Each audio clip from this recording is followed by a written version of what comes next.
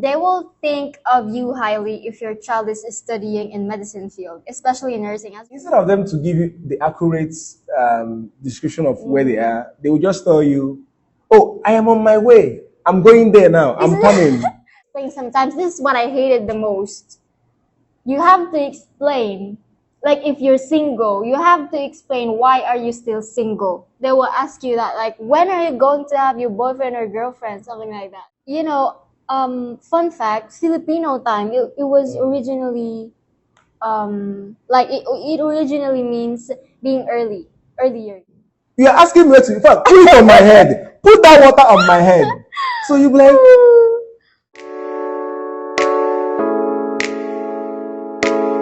simply promise and you.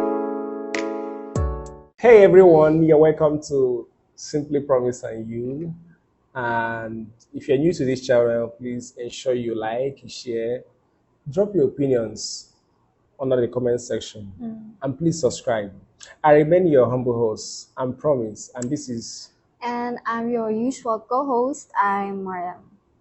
So today we are diving into a topic that is a little bit hilarious and kind of like real. And it's something that has to do with our nationalities. I'm Nigerian and she's obviously Filipino. So today we want to talk about the toxic things about Nigerians and Filipinos. So Mariam, are you ready to spill the bill? Yeah, but like I feel like it's like we're exposing our own people, but in a fun way. Okay. So we just want to let you guys know that we are not here to hate on our cultures, bash our cultures. We still love our cultures. Like I'm very, very proud to be Nigerian, and she's also very proud to be Filipino. So we are just here to laugh at some of these things and have fun. And in as much as we are here to have fun, we should also remember that these things are also real. So let's talk about the first thing. Since you are a Filipino, what do you think about Filipino time?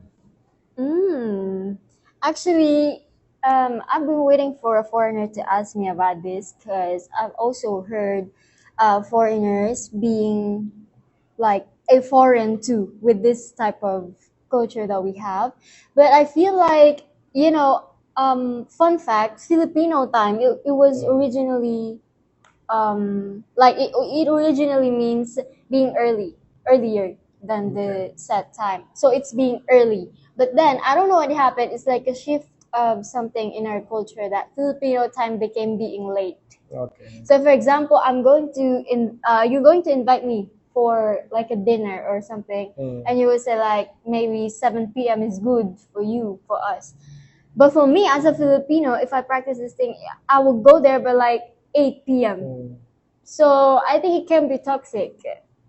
Yeah, that's true. And even for us as Nigerians, I think we have something very, very similar to that, in the sense that you might ask someone, you're supposed to have an appointment with someone, and you ask them, where are you? So instead of them to give you the accurate description of where they are, they will just tell you, oh, I am on my way. I'm going there now. I'm coming. So, and if you really look at it, maybe they haven't even taken a shower. They haven't even left their house. We Filipinos do that similar? too. Oh, wow. Yeah. So it just very, very, very similar. So I think we have things like that. So another thing, as I observed, Nigerians and Filipinos were very family oriented. Yes. Paul. So whenever there are reunions or like, gatherings, family gatherings, you can't just walk into a room without saying hi to everyone. And it's the same as saying goodbye to all of them after the party. You have to say goodbye and do the mano po or the bless to all of the elders there. You will also have to explain like why haven't you visited them for months. You will also explain sometimes. This is what I hated the most. You have to explain, like if you're single, you have to explain why are you still single. They will ask you that, like, when are you going to have your boyfriend or girlfriend, something like that. Yeah, that's very, very true. We also have something similar to that. Like when you are done with school and when you come in contact with your extended family or those that are very, very close, one of the questions they would always ask you is that, do you have a girlfriend? Yeah. When are you getting married? You're already old. You're already old. So they're always to be honest with you, sometimes giving unsolicited advices. It's like they're interrogating us. Yes. Yeah. So I think that's just it. So sometimes it can be very, very embarrassing for people. And because of our own high standards, if you are not a graduate of some of the high-end courses like being a doctor, being a lawyer, being an engineer, nobody will really pay attention No, to. actually, it's the same here. I'm not looking down on any professions, but to tell you honestly, if you are like an elder and then you have like a child, they will think of you highly if your child is studying in medicine field, especially in nursing. As we all know, when you're chubby or something like they don't feed, you don't feed their kind of like expectation about your body. They will say like, oh, you should eat less rice. But what's the funny thing is that how can I eat less rice when our staple food is rice? So is that why you're studying nursing? So none of your aunties or your extended family members would give you hell. Would what? Like, we just spoke about people tend to pay attention when you study those high-end courses like being a doctor, nurse. And if you're not really studying most of these courses, they might not really give you that regard. Yeah, that's so I'm asking you now, is that the reason why you're in nursing now? Well, I think it's partly one of the reasons because it's not my first choice. So my first choice it was human biology, but my mom, my aunts, they were like, oh, it's better to be a nurse because you can earn so much money abroad. Okay. Yeah, also in Nigeria, I also think that one of those toxic things that happens back home is when people try to emotionally blackmail you. When Like they try how? to use an emotional blackmail, like they expect you to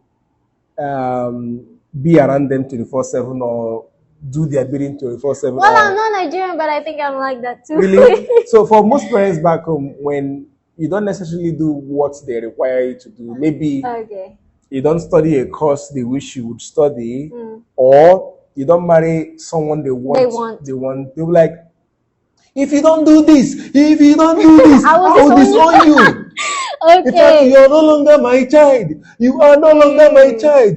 In fact, oh my daughter, my son, why are you doing this? Oh! It's the same. It's the same. Filipinos tend to compare their generation to their child's generation. And I think that sometimes it could be a toxic thing too. Like, when a child just wants to play and like, the children these days, they're using phones, gadgets. Parents will be like, you're always on your phone, like that, blah, blah, blah. And then when a child says, suddenly she or he would say, Mom, I'm having a headache, or Mom, I'm having a stomach ache. Even though it doesn't connect to the usage of the phone, the reason that they will tell is because, your stomach is aching because you're always on your phone. Like, what is the connection? Also, to add to this, to it is the sarcasm. The sarcasm that comes with it. Most times, when your parents ask you to get something for them, maybe they will be like, hey, promise. Can you go in there and bring that water for me? Go into the room, get me water. I know that. So when the child brings the water and presents it to their parents, and the child might ask, oh, Dad or Mom, where should I keep it? So a Nigerian parent will be like, you are asking me where to, in fact, put it on my head. Put that water on my head. So you'll be like, so, No, okay, another one. This is the last one for Filipinos there. For example, I'm the parent and you're my child. I'll be asking you, go get the wooden spoon there. And then, Filipinos, when we're trying to point out something, we use our mouth. And then, when I did that to you, you will be like, huh? Where? So you will look at all the places, but for sure you don't know where exactly. So you'll be complaining like, Mom, I can't see it. And then the mom would say, yeah, you can see it because you're using your mouth instead of your eyes.